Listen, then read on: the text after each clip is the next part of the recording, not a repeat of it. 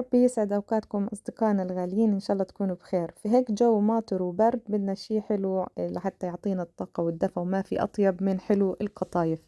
بالنسبة للقطايف رح نعملهم في البيت بكل سهولة. المكونات عندي كوبين طحين، نص كوب سميد ناعم، ملعقة صغيرة خميرة فورية، نص ملعقة كربونات الصوديوم، ملعقتين سكر، ملعقتين يعني طعام سكر، 3 أكواب من الماء. كل هاي المكونات بضيفها في الخلاط مع بعض وبخلطهم. اللي بدي أنوه له، الكوب اللي بستخدمه في عيار الطحين والسميد والمي هو نفس الكوب، ما بغيرهم. طبعا بعد ما أخلط كل المكونات مع بعض ويمتزجوا عندي مزبوط، راح أحطهم بشاف. أجيب شاف، انتوا فيكم تخلوهم يختمروا بأي شي عندكم في البيت، طشط، طنجرة، اللي بتحبوه، بس أنا بحب أخمرهم بالشاف لأنه الشاف رح يكون أسهل علي في صب العجين وقت ما بدي أبلش أجهز فيها على النار. بحطهم بالشاف وبتركهم لمدة تقريبا ساعة لحتى يختمروا عندي، وكل ربع ساعة باجي وبحركهم بالملعقة، بقلبهم، بعطيهم تقليبة. اليوم بدي أعمل القطايف بحشوتين، حشوة الجبنة وحشوة القشطة. بالنسبة للجبنة، لأنها الجبنة عندي مالحة، أنا من امبارح أو من قبل بيوم تركتها بالمي وغيرت عنها المي مرتين ثلاث لحتى يطلع منها كل الملح الزايد وتحلو الجبنة عندي. بعديها بحطها بمصفى لحتى تتصفى مظبوط، وببرشها وبتركها على جنب. هسا بدي أبدأ أجهز في حبات القطايف. بجيب مقلة تيفال، بحط المقلة على النار تقريبا لمدة 3 دقائق لحتى يسخن عندي. بوطي النار عليه وببدأ أصب بعجينة القطايف. دليل نجاح العجينة عندي لما أصبها في المقلاة تبلش تعمل فقاقيع زي ما انتوا شايفين هيك. إذا ما عملت معكم هاي الفقاقيع بتكون لسه العجينة ما أخذت حقها وما اختمرت مزبوط، فتركوها وقت أطول. الحبة القطايف اللي بطلعها بحطها على قطعة قماش وبغطيها، ضروري أن نغطيها لحتى تطرى معنا. طبعا مقدار اللي أنا عملته، اللي كوبين طحين ونص كوب سميد، عمل لي كمية كبيرة من القطايف، يعني ما يقارب 3 كيلو أو أكثر حتى من القطايف. شايفين الكمية؟ ما شاء الله كمية وفيرة. إذا بتحبوا لون حبة القطايف يكون أصفر، فيكم تضيفوا للعجينة صبغة طعام لون أصفر، فبتاخذوا على اللون، بتاخذوا اللون الأصفر للعجينة.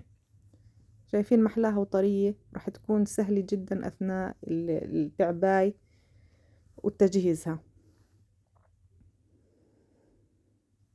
هون حشوة الجبنة بعد ما حكيت لكم صفيتها وبرشتها، أضفت لها ملعقتين من السكر. طبعا انتوا فيكم اذا بتحبوا تتركوا الجبنة على نكهتها اتركوها، او ضيفوا لها المطيبات، فيكم تضيفوا لها قرفة او ماء الورد حسب الرغبة.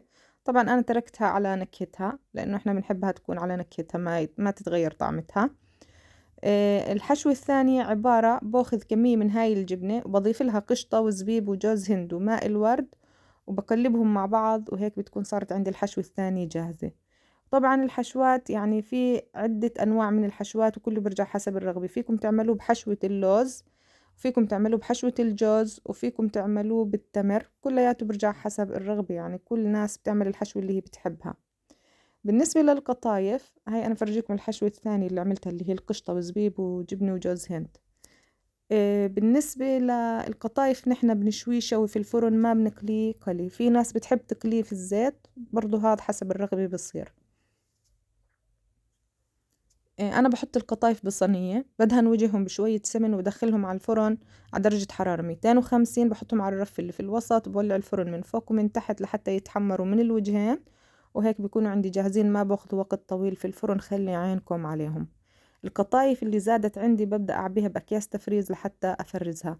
الحلو في القطايف أنه بعد ما تعبوه بالحشوة حطوه بالفريزر، بقعد معكم لغاية 6 شهور ولا بتغير لا طعمه ولا شكله. يعني بتطلعوا الكيس من الفريزر، بتصفطوا حبات القطايف وهم مجمدين، بتصفطوهم بالصينية وبتدخلوهم على الفرن وبتشووهم، بيرجعوا كأنهم فريش وطازة، كأنكم هسا عاملينهم. بس ما بزبط أنكم تفرزوا القطايف من غير ما تحطوه بالحشوة. هون بعد ما تحمر عندي القطايف وشويتهم في الفرن، بسقيهم بالعسل. أنا ما بحط عليهم قطر، يعني خلي الإشي يكون شوي صحي، فبضيف لهم العسل.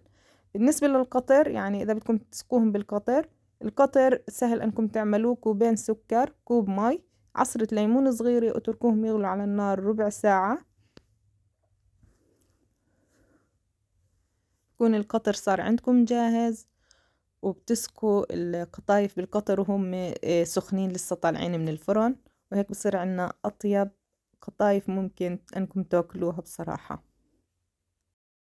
جربوها وتعملوها في البيت، طعم غير، قوام غير، مقرمشة، طيبة، أطيب من هيك ما في.